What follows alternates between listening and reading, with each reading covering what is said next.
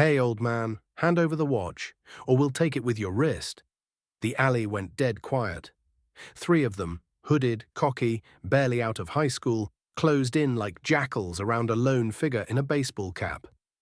The old man didn't even look up. He just stood there, one hand gripping a grocery bag, the other resting casually by his side. His silver beard caught the last light of sunset. His body, slouched, fragile, target. But that was their first mistake, seeing age and not instinct. The tallest one stepped forward, knife glinting. "We said now." He lunged, expecting fear. What he got instead was velocity. In a blink, the old man sidestepped. His hand shot forward, locked the wrist mid-swing, twisted, snap. The boy screamed as the knife clattered to the concrete. The second thug moved, but not fast enough. A single strike to the throat folded him where he stood. The third froze, eyes wide, suddenly realizing this wasn't just some old man. This was a ghost in street clothes. The old man stared at him, calm as granite. "You've got 3 seconds to run," he said, voice low. "1." The last kid bolted. 2 blocks away, at a worn-down townhouse, 65-year-old Commander Jack Rains returned home with a slightly torn grocery bag and a fresh bruise on his knuckle. He didn't call the police. He didn't brag. He didn't need to. Because he had been through worse. Far worse. Commander Rains wasn't just a Navy SEAL. He was a legend among them. Chief of SEAL Team 2, 3 decades of classified operations, dozens of missions that never made headlines.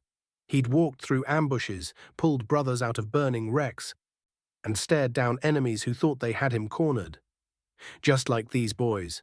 But today wasn't a war zone. It was his neighborhood. And still, he was being hunted like prey. 10 minutes after the attack, the 2 injured gang members were picked up by paramedics.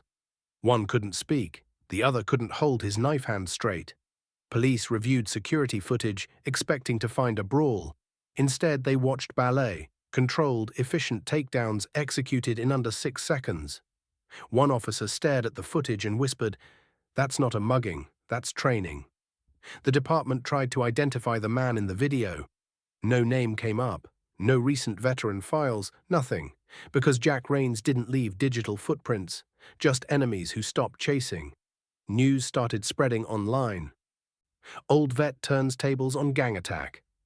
The clip of the takedown hit 10 million views in a week. Internet detectives tried to uncover his identity, but every lead hit a wall. All that remained was the legend.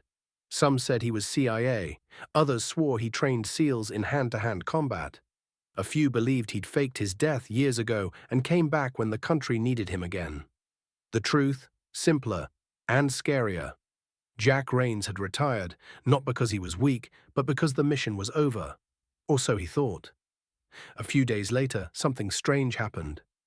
The last gang member, the one who ran, showed up on Jack's porch, alone, shaking. He didn't come to fight, he came to thank him.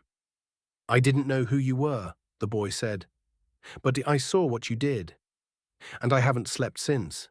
I looked you up. I know now." Jack didn't speak, just stared. "I was gonna end up dead, man," the kid muttered. "You scared it out of me." Jack stepped out slowly, placed a hand on his shoulder. "Then don't waste what I gave you." The boy nodded, then walked away. You never know who you're dealing with. Age doesn't mean weakness, stillness isn't fear, and sometimes the quietest man in the room is the one who's walked through more darkness than you can imagine.